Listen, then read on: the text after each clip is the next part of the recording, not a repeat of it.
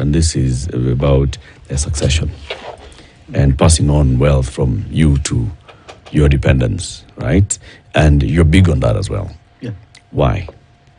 Yeah, and we've kind of thought about this, and sometimes it's a conversation that is an exclusive for the old age, and I'm not directing it to someone in this room. Someone in this room has heard you. We actually think that wealth and wealth transfer is a conversation that starts right from the Gen Zs to the baby boomers and so on and so on and so forth. And it is the one thing that can help our society grow as an economy. And we've thought about this in two ways. One, we are good at creating it. Second, that we need to protect it. And then third, we need to transfer it, to kind of transfer it into generations to generations. And in making that connection, we then combine financial solutions that cut across that piece. So let's plan to grow your wealth to a space where it's enough to pay school fees for your children. It's enough to ensure that from a medical point of view, you are covered in your old age. Let's protect it to say that in these seasons you would have uncertainties. So let's think about what happens if a breadwinner in your family is no longer able to continue to provide for the family. Let's think about how we then boost the family to continue going forward. And then lastly, let's actually think about how that transfer looks like, but by ensuring that there is an orderly thought process in how that transfer is done. And the orderly thought process would also include education for the people who are receiving, because a lot of generations find it difficult when you want to transfer, but the person you're transferring to is not ready to receive. So let's put in some financial literacy right from the child to a senior person to ensure that that transfer is happening orderly. And we do partner with several of our areas of expertise around how do you think about your will? How do you optimize tax for the wealth that you that you have? How would we deal the complexities around making your wealth earn more? And what is the right mix depending on where you are in your season between being asset rich and being liquidity rich? Is it ever too late to begin to put away the 1,000 shillings or the 5,000 shillings or the 10,000 shillings upon the realization that actually, oh, you know what, I can do something? Somebody comes to you and says, look, Abraham, I have nothing. And okay, you know that there's some resources, but they say, okay, look, maybe it's too late in the game. What do you advise? I think the Japanese always said the best time to plant a tree is now if you missed yesterday. So it's never too late. It's never too late to start. But it's always important that you think about how do you obtain advice and help? Who's that trusted advisor? Because in different seasons, given different seasons, you probably want to have the trusted advisor to help you understand what's the right way to approach this. Normally, you've seen spaces where when people become asset rich, so we have a lot of land, you have a lot of property, but when you are sick, you are asking for help because you don't have liquidity to deal with that situation. How do we ensure that we balance that mix for you? And that's where our trusted advisors come in, to ensure that we actually protect the fact that in different seasons you are able to manage your circumstances of life, but also your values. Some of these things is to protect the dignity of your values as a person. To say, I don't want to be dependent to my children when I'm aged. You're protecting your value there, and how do we help you protect that value? Bottom line is, as a bank, you're in business, and you have a responsibility to share your shareholders that you've got to announce good results and therefore be able to announce a dividend every year. So the people who are working in this institution are basically working to make sure that they give a return to their shareholder. Now, even this world-class trusted advisor has a target. And the target is to make sure that money comes in and that money is then making sense so that in the end, the bottom line works, right? So how do I trust this person when they're giving me all this information that they're not actually just telling me because they're looking at their targets and they're like, oh my goodness, I have X to meet and Eric is here. So let me see if I can actually use Eric to meet my target. Yeah. How do I trust this person? It's a healthy and natural tension to have in any, what I would call any society that's capitalists, and Kenya is a capitalist society. But it always rests towards how we interpret why we exist as organizations. As Stanbic, we've interpreted that our own existence as an organization is to drive Kenya's growth. And we therefore correlate our targets into that main objective of driving Kenya's growth. If you then go closer into personal and private banking, so then the target of anyone within the team of personal private banking is to grow individual growth. So we then put in our targets into probably three main pillars. One, that we will transform the experiences of our clients.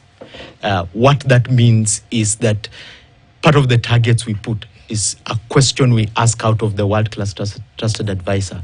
How did you transform the experiences of your clients? Because clients pay for value. And if we can register that value and we can show that value, then you then earn the return because you've transformed the experience of the client. The second, how do you execute excellently? And execute excellently is to mean that every time we look to optimize and to look at ways in which we can reduce our cost to serve, because it translates back to the value to our client. Then third is what you've just said. How do we also continue to deliver sustainable returns for our stakeholders? Now, when you translate targets to the team that correlates to winning for our clients, then you get a win-win approach to this. If your client wins, then obviously the institution wins, then the shareholder gets something out of it. So you've said that this thing about legacy planning should not be an issue about planning for retirement. It's planning for tomorrow. Yes. Because you don't know about tomorrow, right? Tomorrow could be anything. Yeah. And he said it begins from, you start from the person who comes and opens an account, however young they are, that's 18 and above. You start that legacy planning conversation with them at that point. At that point. Okay. So let's talk to somebody who is, let's say, in their 30s now. Okay. Right? Whatever kind of income bracket they're in. They could be in the below 150, the 150s and above, the 450s and above, right? But maybe they have a family, young family. Maybe they don't have a family yet, but they are about to and all. So what is it that you tell them? So the one thing about a person who's at 30s is that you are what we would call economically active. Okay? Yeah. Now, when you're economically active, the risk return situation is slightly different because you are able to take more risk. Okay? But also more risk means you are able to accommodate quite high returns. So for that particular type of persona, we then invite them to a position of how can you make your money work for you more? But how can we also protect the fact that this money can be lost tomorrow? So how do you, in a way, pack something out for protection, but also how do we encourage you to take more risk? So for that customer, we present to you a piece around start building your home for tomorrow. Okay, so we present to you mortgage solutions as an example. Okay, you may require to be economically active, so there are some assets which you would probably call them seen assets. So you need a car to move yourself here and there. But think about it in the form of you need it to enable you make more. So how do we make sure that we give you the appropriate source of mobility in that space? What does that mean?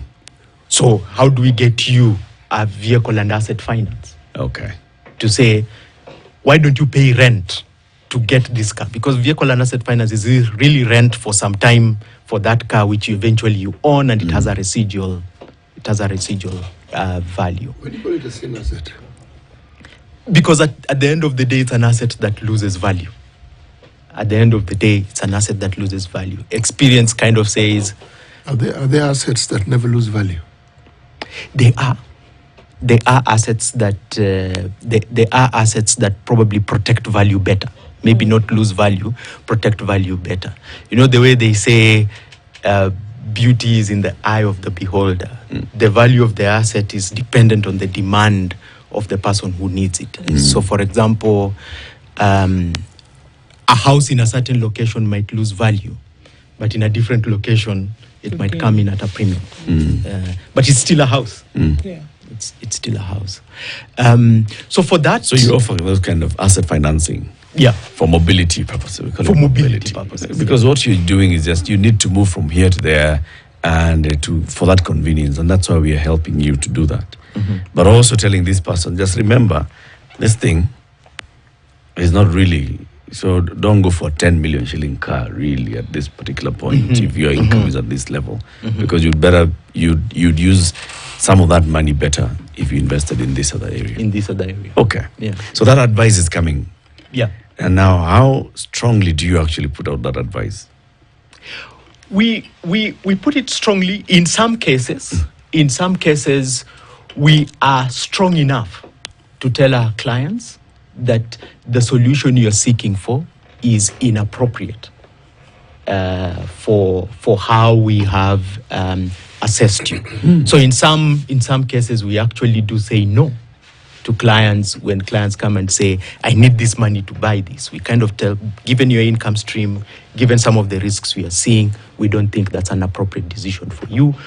We would probably serve you differently in a different way. Because that's the element where we then elevate the piece around trusted advisor. That trust means also we balance it with, we balance your ambition and moderate it with the truths, given what we've seen. You know, before you come in, I know you have a question. One of the things that will have to happen here is that there's got to be mutual trust. Yeah. I have to come and open myself up to you clearly and tell you about my life. So I've got these kids, I've got these other kids who are not known, but I'll tell you about them so you can help us pay all those kind of things. And these are my dreams and ambitions. This is what I need. I have this black tax. I've got this family that I'm supporting here, and this is what I'm hoping to do. So that then with that clear picture, then you advise me appropriately. But you see, that's not something that people are willing to give willingly in terms of just telling you that clear picture.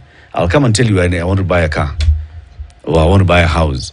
And you're like, boss, okay, this house here, why do you need to buy a house? I'll not tell you exactly why I want to buy that house. But you could just look and see there's something else. So how do you get me to open up to you so that you can then advise me better? Okay. And I think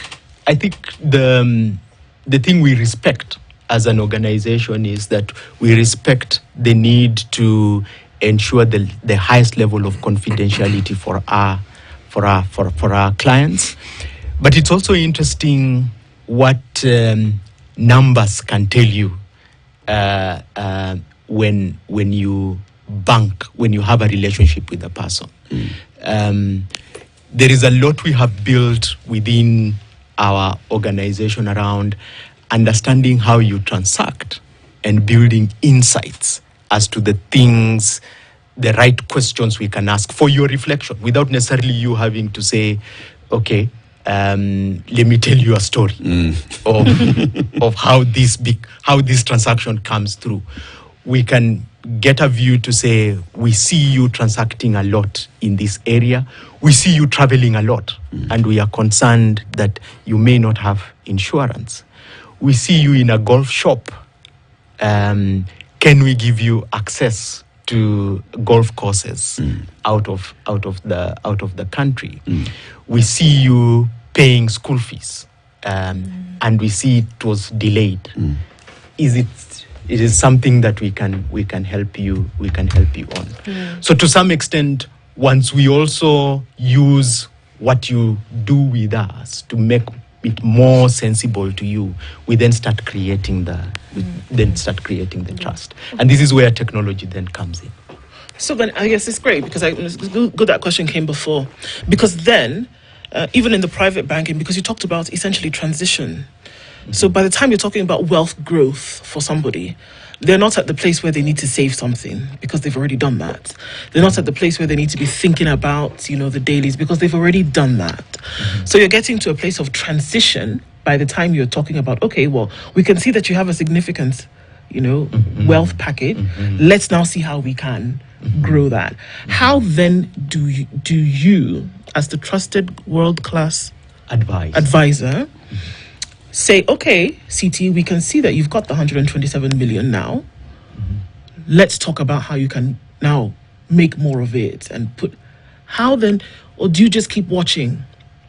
Or do you see the habits? Or what do you do to say that, okay, we know that now you're at a place of transition, you can now move to the next. And it doesn't have to be at that place. How do you know that somebody has now said, okay, well, I've got the 1,000 shillings and I've saved it consistently for every month and I've grown it at, 11%, 12%? I've grown it consistently.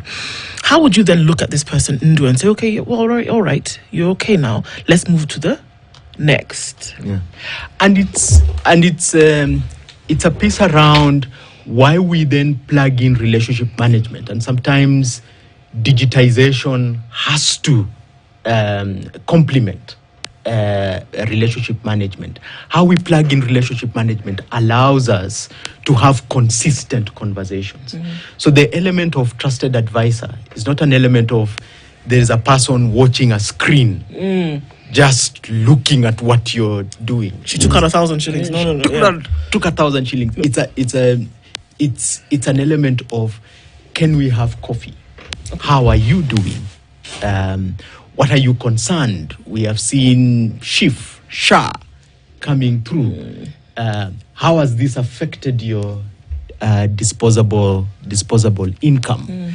What do we see going forward? How do you adjust to this? And sometimes those conversations are really ideas on the table. Yeah. Not necessarily something you need to act on at the moment, but things that we put in place to say, this is what we are seeing, this is what typical people within your environment are making calls on. If you need help, would come back to you. So it's actually, how we do it is actually continuous conversation. It's a lot of conversations, though. You can imagine, let's just say it's 1,000 people, and I'm sure that there are many more. Are we talking about a deliberate conversation with each of these individuals at intervals that make sense? It's a lot of work, isn't it? Quite deliberate, though. Yeah. Quite deliberate, though. And that's where digitization comes in. Okay? Digitization comes in to enable us have the right meaningful conversation with you. Let me take a simple example. It's your birthday. Okay, so the conversation of birthday may not be a conversation that would be the same for all our customers, but it can be a unique day for you, where you're saying, "Oh, it's my birthday." Your birthday is coming in the next 10 days. Then we call you and say, "You know your birthday is coming in the next 10 days. Are you planning a travel? Can we interest you in some discounts in Dubai where you're going for your birthday. So those conversations are curated for specific instances for you as a client. CT's wondering why you didn't call him on his birthday and take him to Dubai. No, my account has been dormant for God knows how long. So it's understandable. That account has to be active for all these wonderful things to happen. Yeah. Yes. Yeah. And that bit I know. Yeah. So there's some cards that you offer to your personal banking clients. Tell us about those cards and what benefits they I come thought you said with. cars. Cards. So we've partnered with MasterCard to offer 2 cards, and the reason why we thought this partnership is important is that it correlates quite well with our value proposition. Our value proposition on the space around living joyfully, and MasterCard and ourselves curated a proposition that said we require to offer our customers exceptional travel experience. We need to give them a peace of mind. Then we need to provide them with lifestyle solutions. So for the first time in East Africa, we are offering a metallic MasterCard World Elite card. Metallic. Now, metallic. Okay. So, and I don't know, Why metallic? it has a different aura to this. And the first time I got this card, Is that the one you're holding? that's the card. Okay. World Elite card. But yes, it World Elite card. It just looks like metal. just looks like I am money. So if you've ever had these other cards and you happen to drop this card somewhere, you will feel a different jingle. It introduces you as a person. Kabisa. It introduces you as a person. Now, I'm giving you back your card. okay, and you Pass it along. Yeah, that's metal. So real metal. But it's not only a piece of metal. It's not the material. Yeah, it's not the material. It also introduces you to benefits that are probably unmatched. Think about launch access. It gives you a launch access +1. Many more cards do not give you launch access +1. What on earth is launch access? So if you are in the airport, you need to access the private lounge. Buy this card, you're able to get in there +1. +1. Very good. So City gets Eric to join. It also gives you concierge services. Can I have something Ah, other than sitting Eric? ngoja siku. Wacha kuharibu story. It gives you concierge services. In this card, you also get discounts if you want to go for education.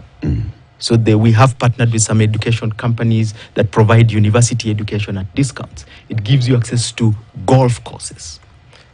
Some of those golf courses, about 8 of them, in Kenya. So a wide range. Beautiful card. Second card?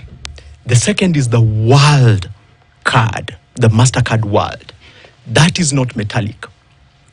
That's plastic, but will steal some very good benefits into it.